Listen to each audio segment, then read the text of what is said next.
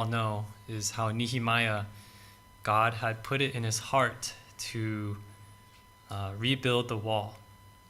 And Nehemiah, he answered that calling. He answered what God had put into his heart. And likewise, we learned that we also should observe what the needs of the church are and be willing to dedicate ourselves to serve. And then the second part was when they actually started to build, right? That Nehemiah, he focused on mobilizing the Israelites, and many of them, they were not construction experts. We saw that some of them were just merchants, some of them were goldsmiths and perfumers, but they were willing to learn and they were willing to be trained in order to help with this work. And I think the takeaway that I got from that was we also should be willing to learn new things and to not find excuses to avoid serving, but rather look for the opportunities to equip ourselves and to adapt according to the church's needs. And so tonight, I wanted to share a third part. And in this part, we will look at how Nehemiah and the Israelites were able to persist in order to finish the work on the wall. And this part is quite important, as you can probably imagine. Sometimes we may observe church workers serving fervently for a period of time, but either gradually or suddenly distance themselves from holy work. Sometimes it's from being overwhelmed or burnt out, or sometimes it's from being distracted, or it's from threats or persecutions. And all of these are very difficult challenges to overcome.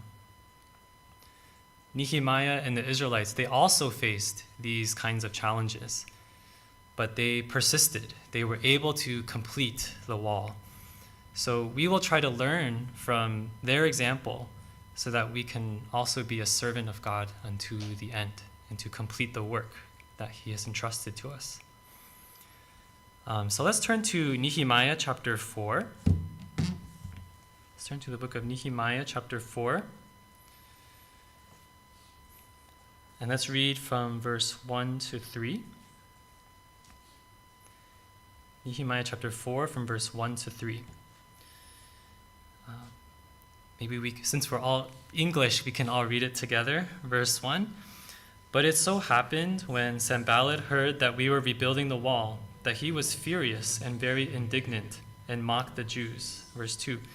And he spoke before his brethren and the army of Samaria and said, What are these feeble Jews doing?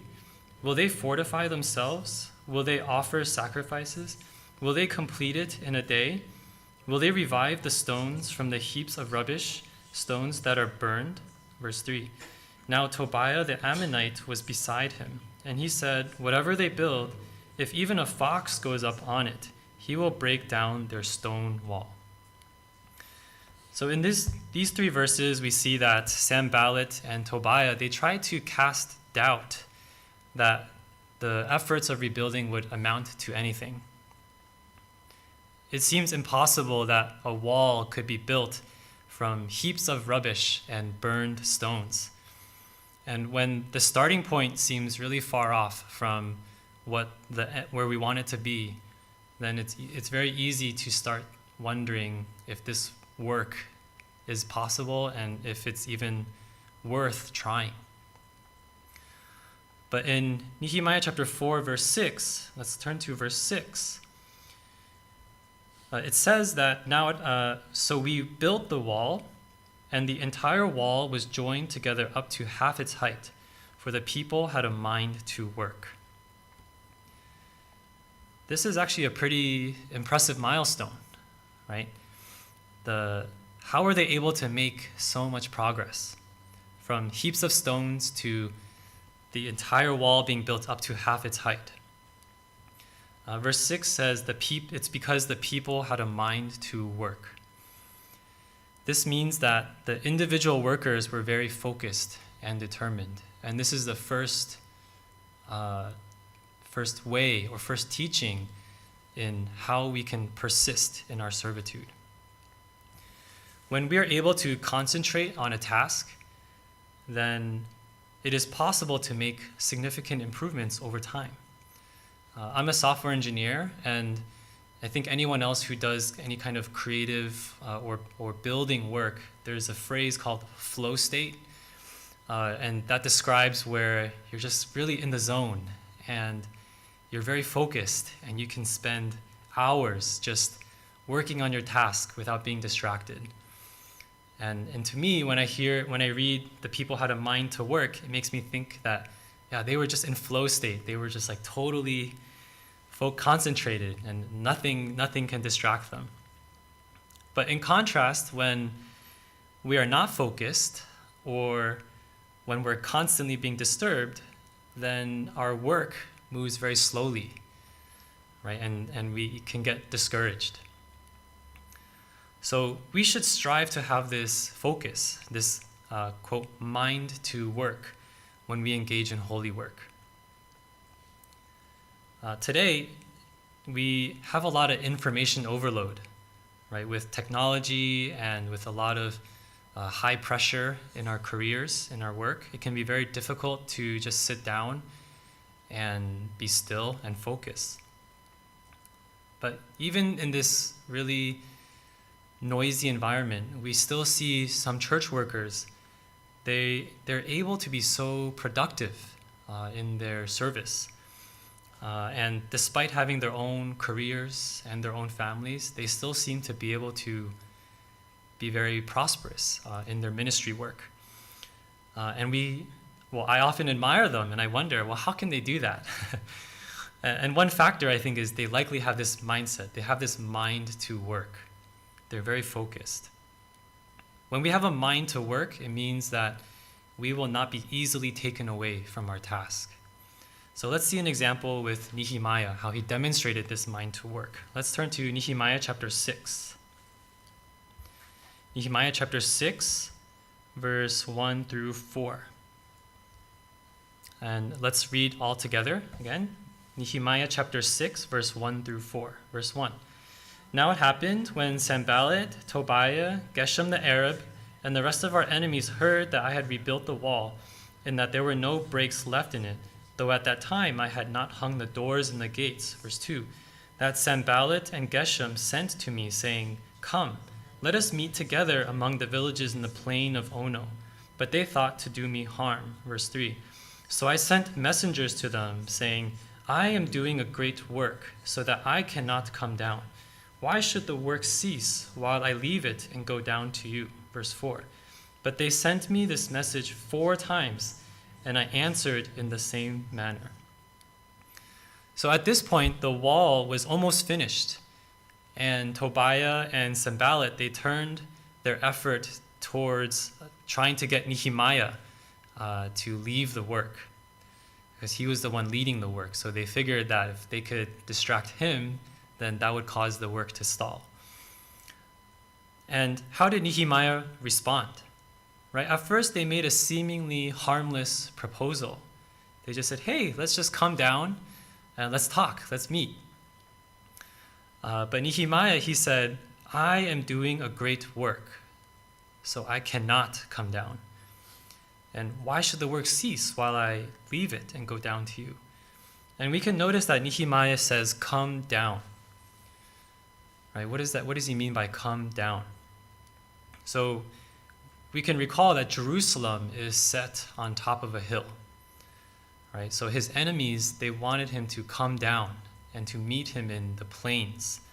And if you look at a map, the plain of Ono, where they wanted him to meet, is about 50 miles away from Jerusalem. So then Nehemiah, he would have to come down from the hill and be quite far removed from the city. And I think there can be a spiritual meaning behind this too, that when we draw near to God, it's like we are on this higher ground, this hill of Jerusalem. but the world is below, and it's trying to pull us down with its many attractions. And just like going down a mountain is very easy, but going up is difficult. If we allow ourselves to be swayed by the things of this world, then it's very easy to come down from our spiritual high. But then escaping it and going back up can be very difficult. And I think we probably have some sense of that difficulty. And so Nehemiah, we see he had the awareness that if he realized that if he had gone down, then it would be very unlikely that he could come back up. He knew that they were trying to harm him. And so if we go back to his response, he said, "I am doing a great work." What does this response tell us about Nehemiah? When he says, "I am doing a great work," it tells us that to him, God's work was the most important priority. And he recognized that serving God was a great work. And even though Tobiah and Sanballat, they sent for him 4 times, he gave them the same reply each time. Right? So this shows how firm and how rooted he was in prioritizing God's work. Like serving God is part of his core identity. Today there are a lot of things that try to take us away from God's work. All of us experience temptations to indulge in sinful pleasure. Many youths struggle to stay pure before marriage and if we have sexual intimacy prior to or outside of marriage, then it can disqualify us from a lot of ministry work. And even things that seem relatively harmless can be a stumbling block. So our leisure time or materialistic comfort, our personal ambitions or social obligations or expectations from our friends or family, these are things that we need to be watchful of to make sure that they don't overtake a certain boundary so that we are pulled away from serving the Lord. And so we can ask ourselves, do we prioritize God's work with the same fervor that Nehemiah does? Is servitude a part of our core identity? Let us learn from the Israelites and from Nehemiah to have a mind to work. If we're looking for a job and a company offers us a position that requires us to work on Sabbaths, then we need to think about, is this going to pull me away from serving the Lord? Or maybe we're deciding whether or not to attend a certain church seminar, and a friend invites us on a trip during the same days. And another scenario could be we need to sit down and lesson plan for RE class, or even listening to sermon in the chapel, and our phone might be calling us or vibrating and tempting us to check it and go on social media or to read the news or to follow a game that we're interested in. These are all situations where our mind to work is being tested, and we can choose to respond and say that, no, I am doing a great work, so I cannot come down. When we have this mind to work in our servitude, then the holy work will have visible progress. I think, especially in a small church, sometimes it's hard to see progress over time. Right? East Bay, we've been trying to renovate our building for many years. I think we purchased the building in end of 2015, beginning of 2016. So we're getting close to 10 years. But we still haven't dedicated yet, and we're still trying to figure out renovation. And I think part of the challenge is it's difficult to have this mind to work when there's so many obstacles.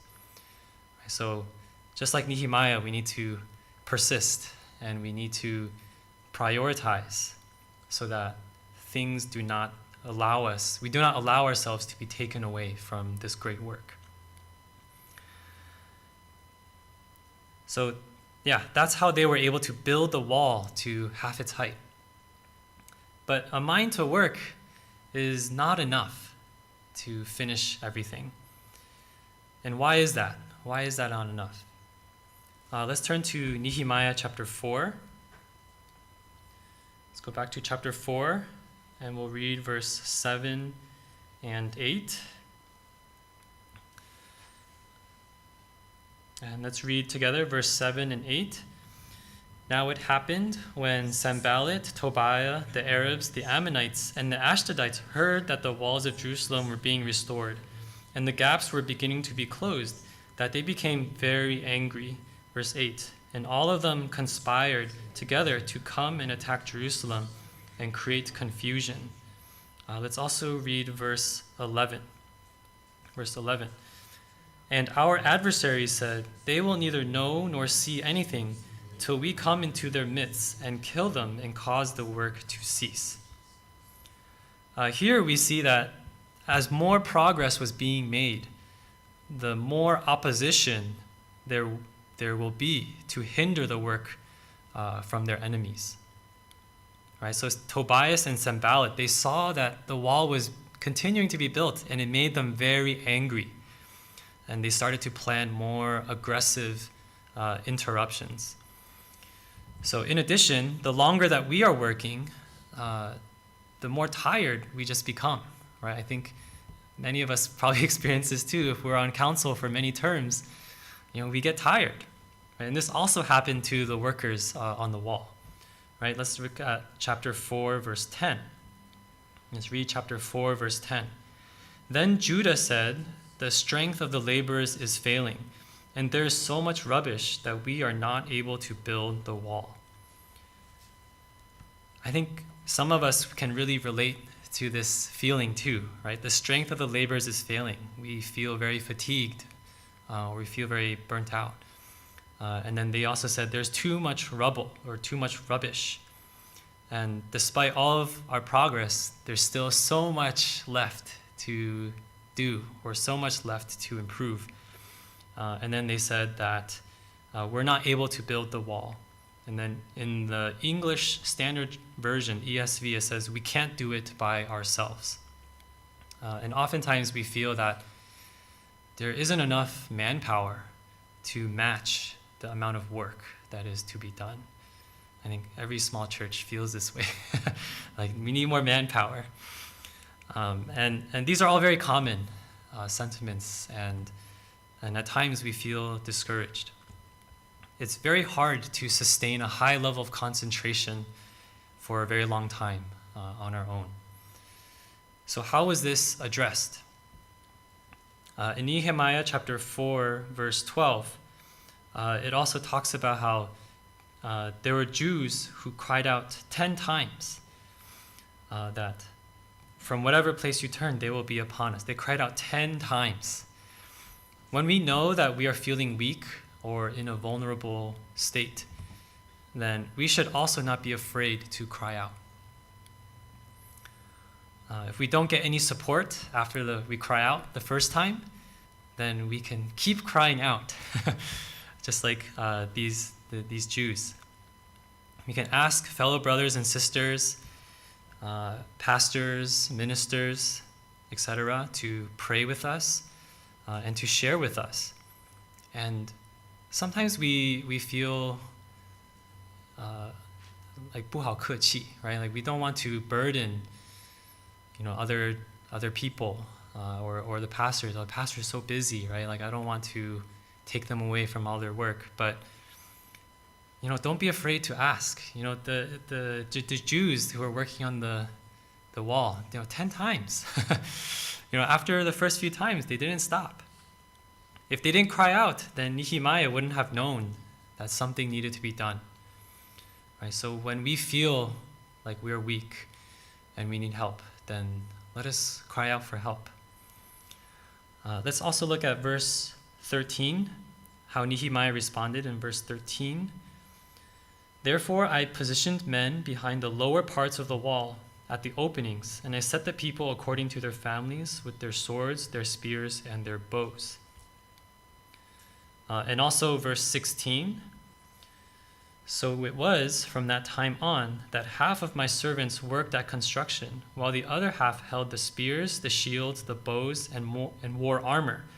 And the leaders were behind all the house of Judah. Okay, so we see here that Nehemiah, he stationed support and aid in areas that were particularly vulnerable, right? In the lower parts of the wall, where they were more in the open. And even those who work the hardest and are the most fervent, they will struggle. Right? We shouldn't think that the council members or the ministers, they're just fine on their own. They got it. Because even in Israel's first battle, right, Moses, he also needed help.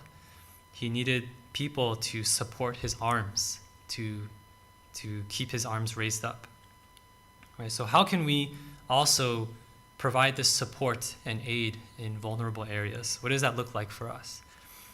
One way is that we can regularly check in on members, right? And when we check in with members, we should not be too afraid to bring up potential areas that are maybe areas of struggle or areas of weakness, right? Because bringing those vulnerabilities into light is like how Nehemiah, he acknowledged that there were these vulnerable areas along the wall that he needed to station guards at and to protect the exposed parts of the wall.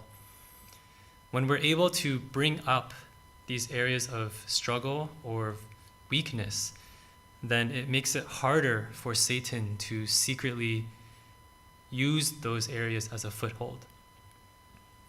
I think in Western culture, there's a little bit of a tendency to respect people's privacy, right? We don't want to be nosy, right? And we don't want to make people feel uncomfortable. But I think we also need to have wisdom to balance this with showing concern, right? We don't want to be overly cautious in infringing someone's comfort level or privacy level to the point where we are now just being negligent to the state of our flock, right? We need to know where people are struggling so that we can provide spiritual support.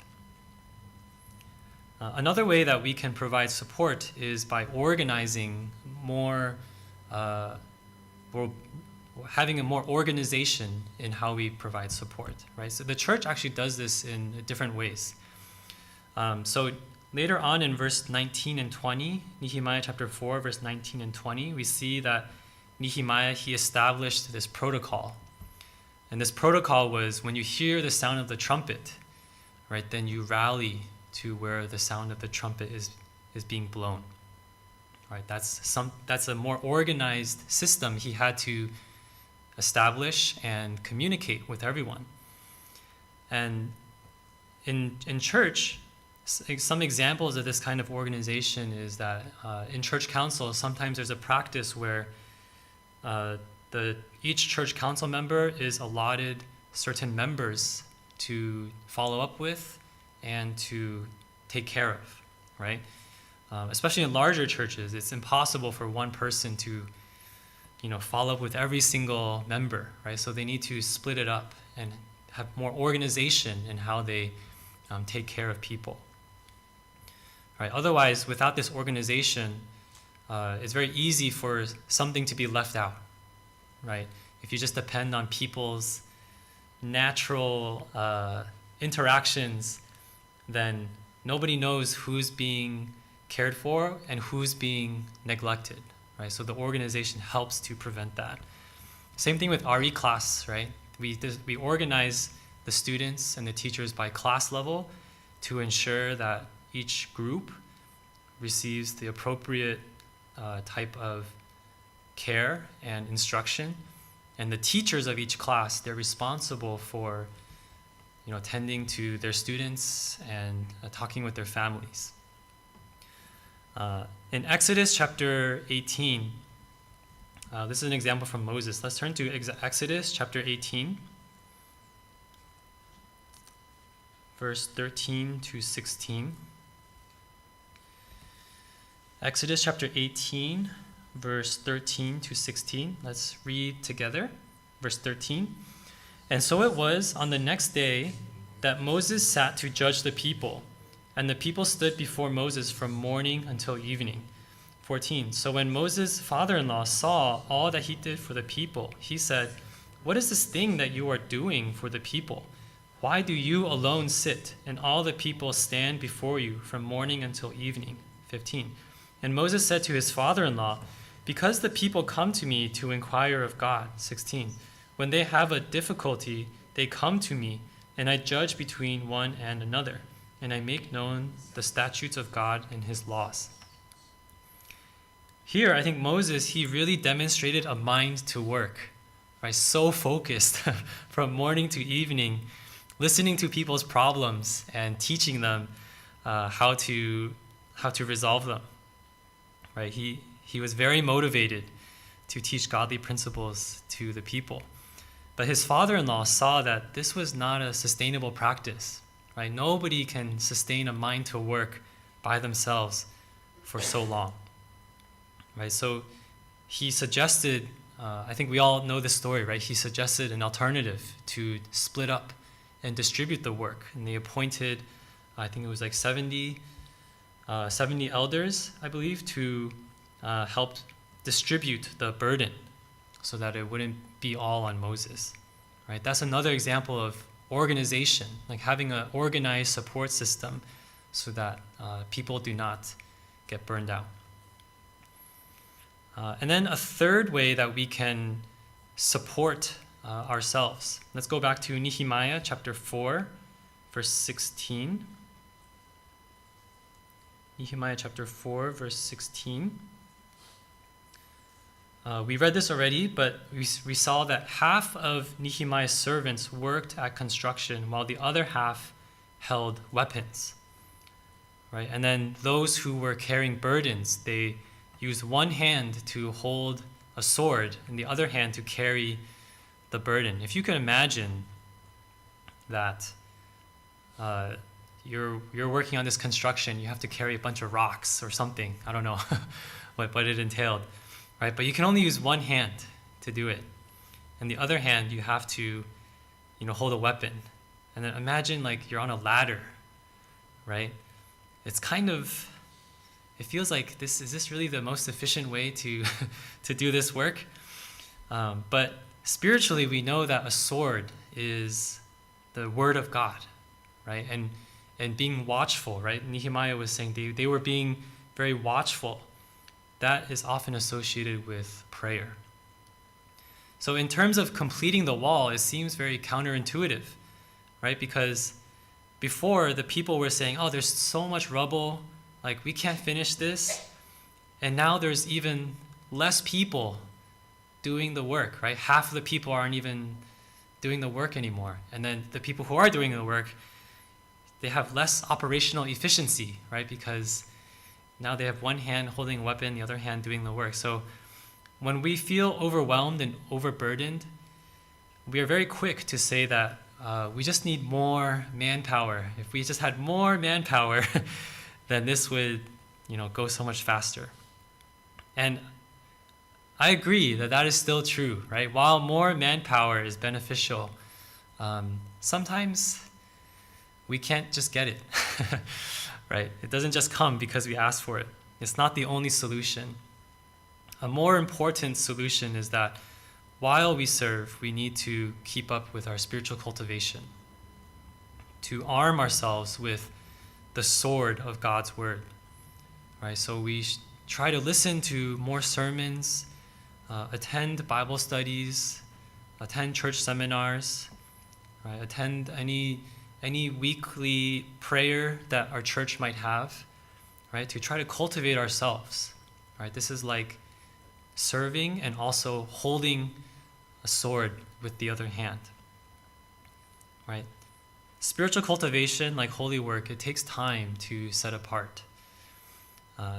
Based on this arrangement, if we're able to cultivate regularly and the work maybe moves a little bit more slowly, I think that's okay, right? Because even if the work is going more slowly, but the members are more cultivated, then it's through that cultivation that God gives us more strength to do the work that needs to be done, right? But on the flip side, if we overemphasize servitude and we neglect cultivation, then that's what will lead to the burnout and cause disruption to the ministry. So we see that Nehemiah, he responded to the calls for help and the calls of the fatigue by adjusting, right? He set up guards in vulnerable areas, and he allotted half of his servants to just keep watch. And what was the result of these adjustments? Right? Let's look at chapter 4, verse 15. Chapter 4, verse 15. And it happened when our enemies heard that it was known to us, and that God had brought their plot to nothing, that all of us returned to the wall, everyone to his work. Right? So it says everyone was able to return to their work. Right? They didn't just quit. They weren't overexhausted. And let's also go to verse 21. First half of verse 21 says, so we labored in the work. Right? The work continued as a result of these adjustments. Okay. And then let's also look at verse 22. This is another way that our servitude can persist. In verse 22, at the same time I also said to the people, let each man and his servant stay at night in Jerusalem, that they may be our guard by night and a working party by day. After we finish holy work, it's tempting to kind of just dust off our hands, and then we temporarily detach ourselves from church work until the next task, right? Actually, I'm pretty guilty of this when I'm assigned to give sermon, for example. And then maybe like the few weeks before, I'm very focused and very diligent. And then after I give the sermon, then I'm like, okay, I can relax a little bit. And yeah, truly, especially when I didn't have kids, after a full day of church at home, we come home and we just want to disconnect and kind of just maybe watch a movie and stay up late, eat ice cream or something, right? And of course, it is necessary to take breaks and recover from hard work. I'm not trying to discourage that. It's what I'm trying to emphasize is that we shouldn't let our guard down, right? Because when we let our guard down, then that's the time that Satan can attack. Right? So even when we're recovering and resting and relaxing, let's not let go too much. It's okay, right, to relax and to have some leisure, but let's also remember that we're still working. We're still servants of the Lord. And I think this is also why Nehemiah, he encouraged all the people to remain in Jerusalem day and night, right? So they could still maintain that frame of mind that they're always on duty, right? Even if it's nighttime and they need to sleep, but they're still close to the work and they're still being watchful.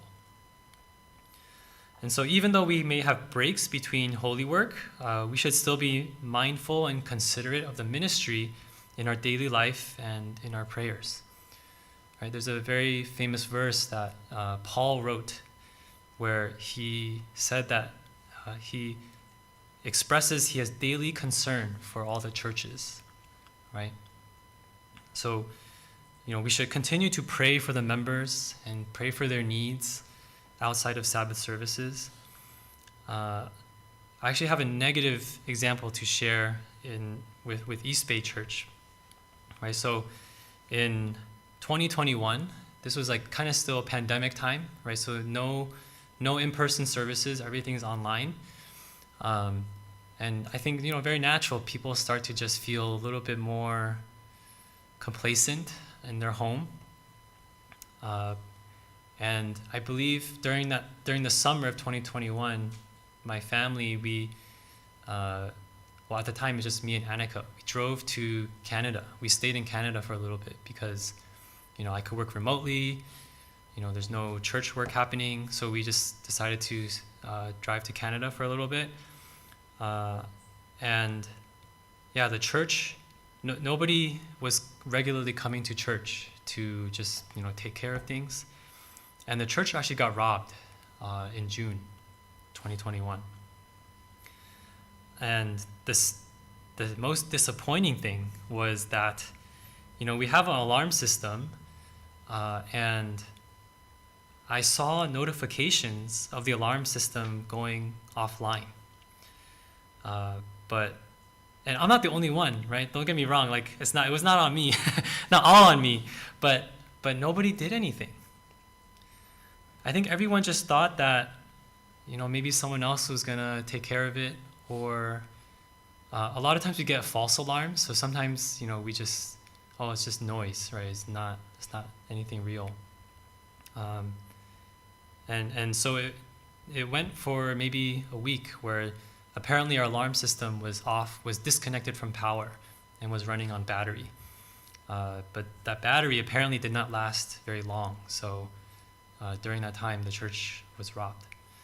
And all the council members, we felt very ashamed that this happened, because we failed to keep watch over the house of God, because we felt that there was no need to do holy work related to in-person services. So it was really a wake-up call for us that we needed to do better, right? To figuratively stay in Jerusalem both day and night. I think what Nehemiah requested the people to do was a pretty big ask, right? Maybe they already have their homes outside of Jerusalem, more comfortable, fully already built. But he asked them to stay day and night. And I think it's also when we ask members to serve and be watchful and participate, and it takes a lot of time, right? It's actually quite a big ask to expect people to serve in church and be fervent, right? It's like, well, if I'm fervent, I want you to be fervent too. But we know it's a big commitment. And so, it's a point of challenge for many people. But if we're committed to advancing God's ministry, then we will be willing to be mindful of his work day and night. And so we should work when it is time to work.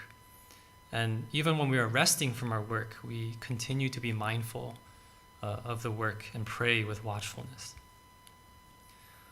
So to review, this topic is about a servitude that persists, right? We learned that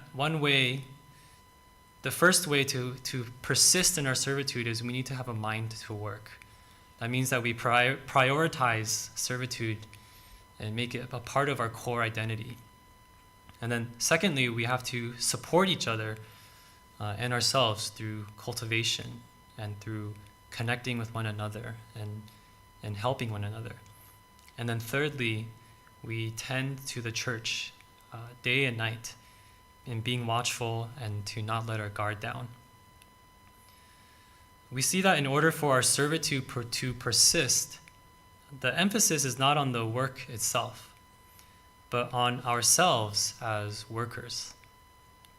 We also learn that as the work progresses, the attacks and the distractions from Satan, they will also increase. But if the workers are continuously supported and cultivated, then we will be able to overcome any challenges that arise, no matter how much is left to be done. And so the result of all of this, right, in Nehemiah chapter 6, verse 16 to 17. Let's turn to Nehemiah chapter 6, verse 16 and 17. Let's read together. 16. And it happened when all our enemies heard of it, and all the nations around us saw these things, that they were very disheartened in their own eyes. For they perceived that this work was done by our God. 17. Also in those days, the nobles of Judah sent many letters to Tobiah, and the letters of Tobiah came to them. Okay. So the wall was finished. Actually, I think I meant to read 15 and 16. Sorry. Verse 15, it says the wall was finished. Right? And the nations, they perceived that the work was done by God.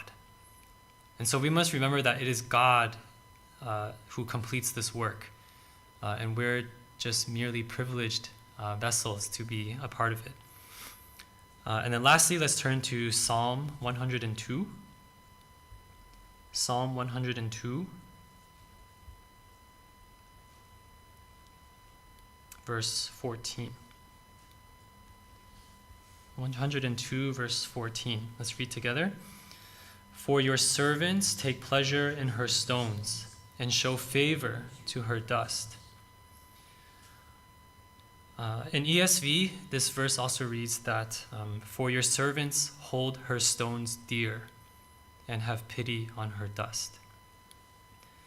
And I think Nehemiah, he really embodied this verse, right? He saw the stones of the wall all, heaped up in piles of rubble and burned, and so much dust. And he considered these stones and this dust very dear to him. And even though he didn't even grow up in Jerusalem, right? He has it's not his hometown or anything. He was born in exile. But he still considered this rubble very precious to him. And so I hope that we also can serve God with this same attitude, right? We hold his church and its members as flawed and as weak as we may be sometimes.